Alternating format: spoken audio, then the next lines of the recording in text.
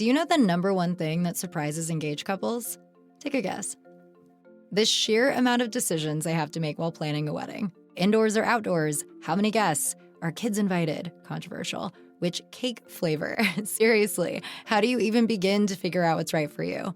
That's where Zola comes in. Zola has everything you need to make every wedding decision a piece of cake, from choosing your dream wedding venue and vendors to deciding how to best spend your budget. With tons of customizable wedding websites, save the dates and invites, every detail will feel like you. Zola will even help you choose the gifts, experiences, and cash funds you really want. The next thing you know, you've planned your whole wedding all in one place. From getting engaged to getting married, Zola has everything you need to plan your wedding in one place. Start planning at Zola.com. That's Zola.com. Relationships and what they mean to us, and the four horsemen of the apocalypse, the four factors that predict disastrous relationships. Stay with me. I'll be right back.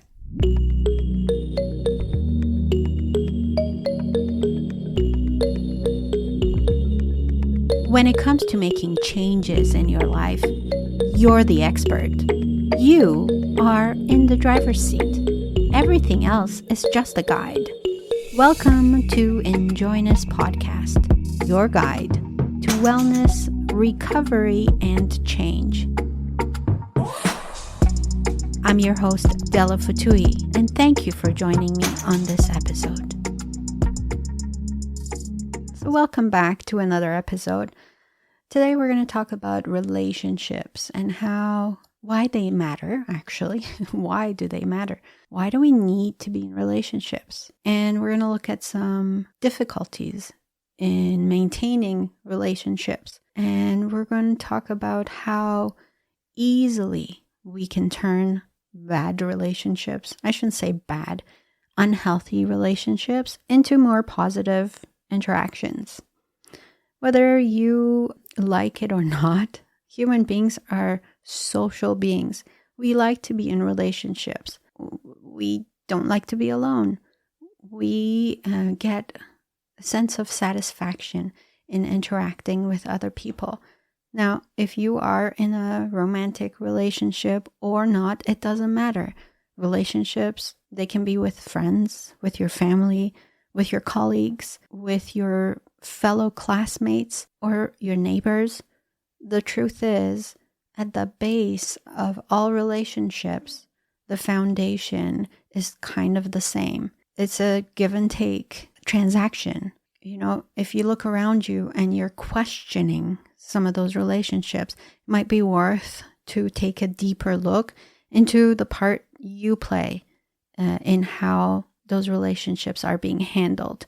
It's not a one-sided street. It's kind of like a mutual, it's a mutual responsibility.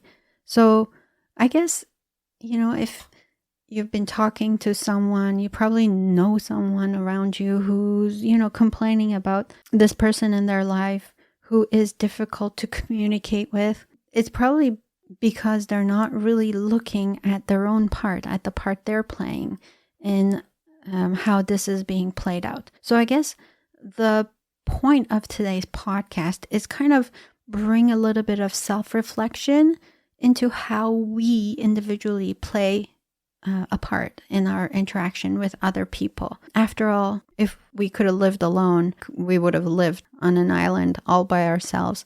It just doesn't work. I've never met a single person who is happy and really truly fulfilled in isolation. So we need to learn skills, and we need to get better at those skills by practicing them. So again, you already have all these skills. I think most of us do. It makes sense to most of us. And when you look deep, I'm sure that you have seen the impact of how, whenever you've used these skills, you have benefited, you have seen positive interactions, and you can also pinpoint those areas where you might be, a little bit rusty. perhaps. The good news is we can all learn these skills and we can all get better. So, like I said, it doesn't matter whether we're talking about a romantic relationship, like with a spouse, or we're talking about the relationship between you and your parents or your siblings or your friends or whomever. I feel like I can talk about the Gottman method a little bit. The Gottman method is a method for couples therapy that was created by John and Julie Gottman. And so they have done research after research after research. So what they're talking about, it's all evidence-based. So what they did was they studied successful couples relationship-wise, and they looked at what was working for them. And then they also looked at what was missing in those couples who weren't having positive interaction, and they looked at 4 factors. They actually found 4 factors that were determinant predictors of disastrous relationships. In other words, if this couple was doing these 4 things, they were more likely to end up in separation or divorce. Looking at these factors, you can see how they can also relate to just really any relationship. And we're going to look at those in a second. So building a healthy relationship is really, really important, but also maintaining a strong relationship. This is work. It takes work. It takes constant care and communication. And, people say, oh, relationships are complicated. I don't think they're complicated. I just think they take work. If you're willing to do the work, even if it's just you doing a little bit of work on yourself, changing your style and modeling more positive interactions with the people around you, this is a step in positive direction. So the Gottman method calls these 4 factors the 4 horsemen of the apocalypse. So basically a metaphor for disastrous relationships, and what those 4 factors are, they're going to make sense to you. Number 1 is criticism. Now, criticism, nobody likes to be criticized. You probably don't like to be criticized. No one likes to be criticized. When you criticize a person, you might come from a place of, I just want them to be better. I just want them to change something. It's for their own good. What I'm saying is there's a difference between constructive criticism and just criticizing someone for the sake of criticizing. And also, it's probably noteworthy to mention that there's a big difference between expressing a complaint, which most of us do, a lot of times, and criticizing, right? So a complaint is more heartfelt. It's how I feel as a result of something that you do. Whereas criticism, it points the finger at you and it makes it your fault and it makes you wrong. And nobody likes that. So I think if we can find a way to express what we don't like about our partner or, another person we're in a relationship with, we can definitely convey the way we feel as a result of a behavior or something they said, rather than making them be the wrong one, making them be the bad one. So an example that I saw on Gottman.com and how they explain these 4 factors is that a complaint would be like, I was scared when you were running late and you didn't call me. I thought we had agreed that we would do that for each other. That's just telling you how I felt as a result of you running late and not calling me. As opposed to if I came out and criticized you and said, well, you never think about how your behavior is affecting me. I can't believe this. You're always forgetful. You're always selfish. You never think of me. I can't believe this. That's not going to sit well. That won't sit well probably with anyone. And it's not going to be conducive to positive results. If you're looking to communicate your frustration with someone. Also, like obviously, if you're in a relationship where you're highly critical of one another, that doesn't mean that you're doomed to fail. It just means that if it keeps continuing, it's hurtful. It makes the other feel like, you're rejecting them, that they're never enough. They're always falling short. So it's good to be mindful of how we word, how we feel. Always. Always. It's so important to be reflective. That's why being mindful, it's so helpful, because instead of reacting, we are actually responding, which is not possible if you're not mindful, if you're not present, right? We're just reacting. We let our emotions take over. The second factor, and the second horseman in the Gottman perspective, is contempt. So what does that look like? What does contempt look like? Probably different for everyone. When you are communicating with contempt, you are disrespectful, you're mocking, you're condescending, or you're sarcastic, you are calling names. Well, I mean, kids do that, right? They mimic, or they kind of make fun of each other. Or, if you're like, your partner says something or does something, and you roll your eyes and you scoff and you walk away, like, those types of things are considered contempt. Contempt goes beyond criticism, because what happens is, with criticism, you're attacking your partner's character, but contempt kind of relays to the partner, to the other person, that you feel like you are superior to them, right? I'm just better than you. Like, it makes the person feel very worthless. It's not a great place to be. And obviously, when you're the victim of contempt, how would you react, right? It's not conducive to a positive communication, for sure. For sure. Also, this is really, really interesting, is that this also has impacts on your health. Research has been done to show that couples who are in contemptuous relationships, their immune system is weaker. Isn't that amazing? That it actually impacts your physical health. I find that so amazing, that something like this could be impacting you physically, mentally, emotionally, because everything is hand in hand, right? So when we're looking at how something is impacting you, it's really interesting to see, okay, so these aren't just words being said. They are going to hurt that person. They are going to hurt them deeply, to the extent of them actually getting sick, getting more colds, getting more flu.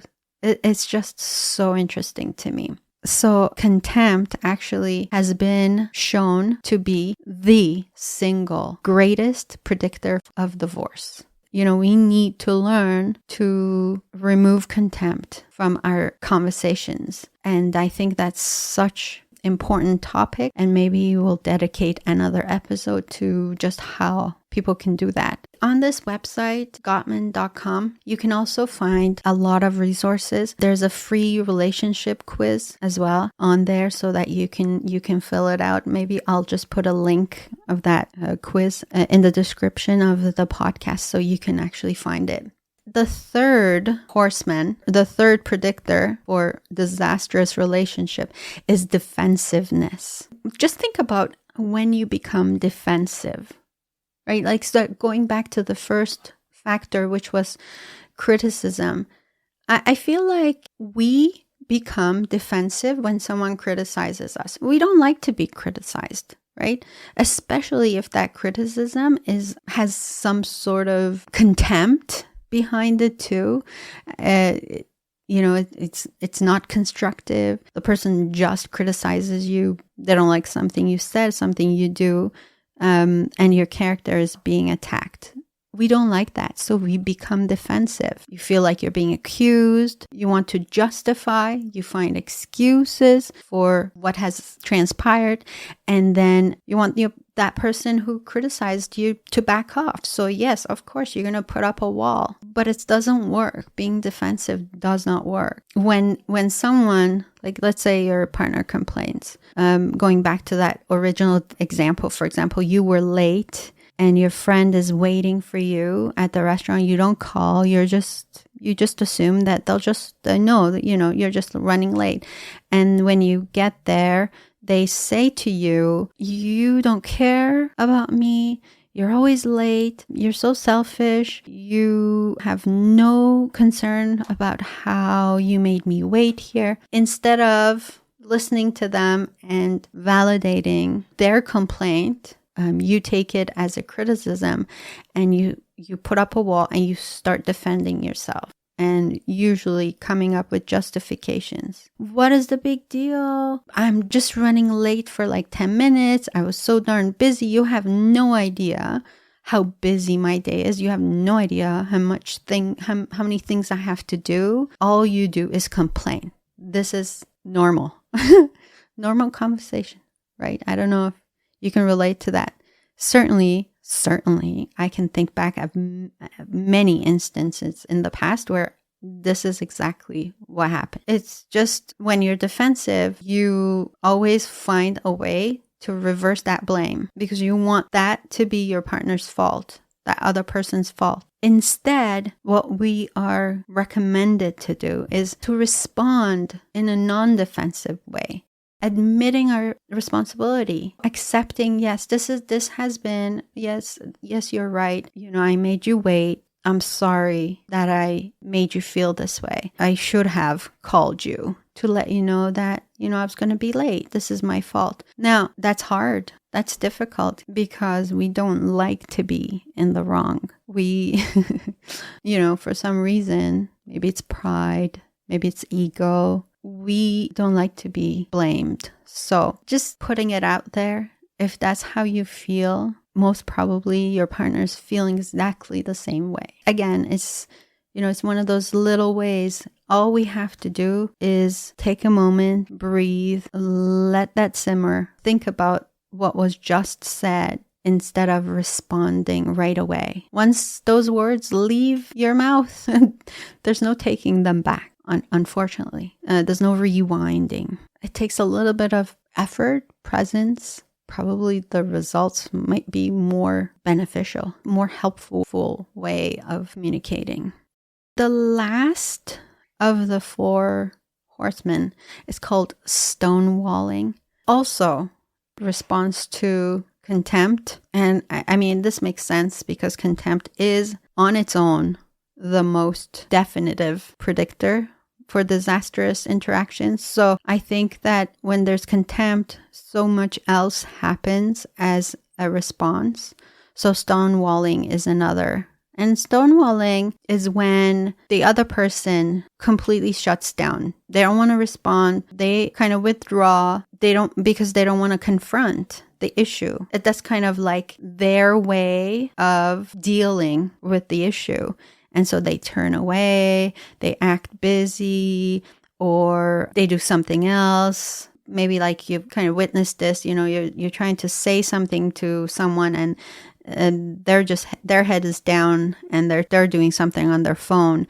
And instead, all you want, like with all of your heart, is for them to look up, put away their phone, look at you and listen to what you have to say. I think that is such a big issue for us when we are interacting with other people. We have a conflict, and instead of trying to talk about the conflict, trying to talk about the issue, we pretend like we don't care or, just totally stonewall. Creates a lot of negative emotions.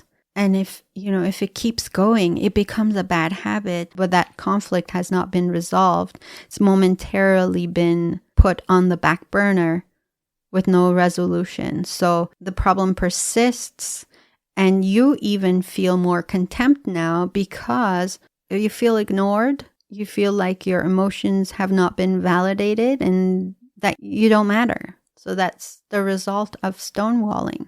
There are so many ways that we can improve on our relationships. And if you look at these 4 factors, every single one of them is so, like, they're so specific, and it's so easy to look at them and say, okay, so this is what not to do. Let me think about what I could do different the next time this happens. Let me not repeat the same thing, because obviously that didn't work and that's causing all these problems.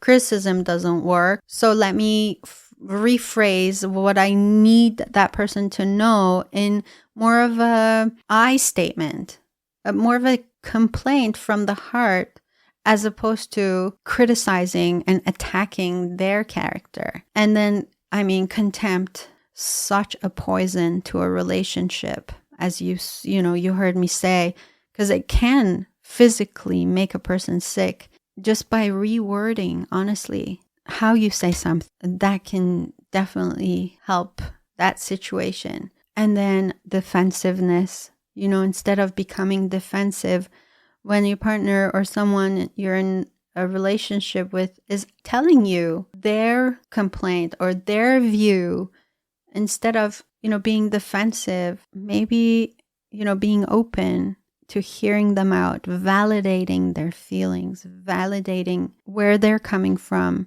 and being open to perhaps, I might be wrong here, and how can I make this better? How can I make them feel that I care? And honestly, thank you for telling me how you feel. Because if you do, that means you care about this relationship and you want us to get closer. You want us to get over this hump or whatever it is that's, affecting us negatively.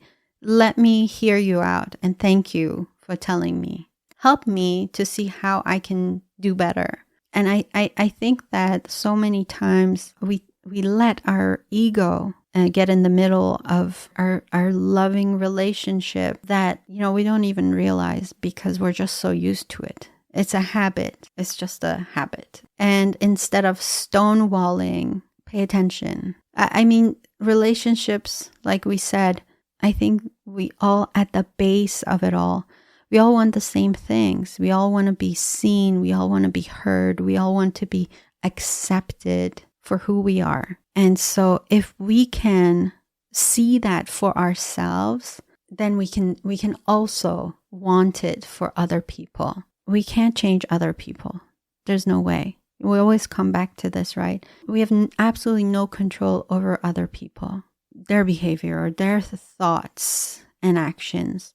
The only thing we can control is our own thoughts, our own behaviors, and our own actions. And I think by just being aware of that, by just realizing that alone, we can be so much further ahead in life.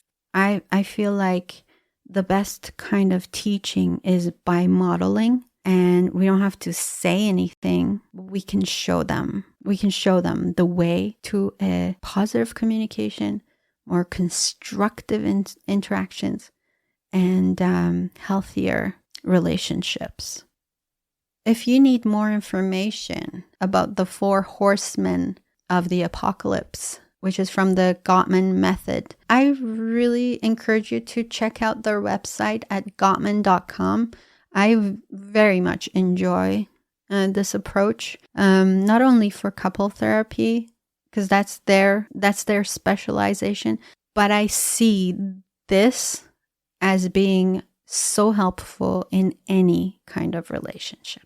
Thank you so much for being with me on this episode. I would really appreciate your comments, knowing if you have any experience with any of this. And until next time, this has been Dela with the InJoyness podcast.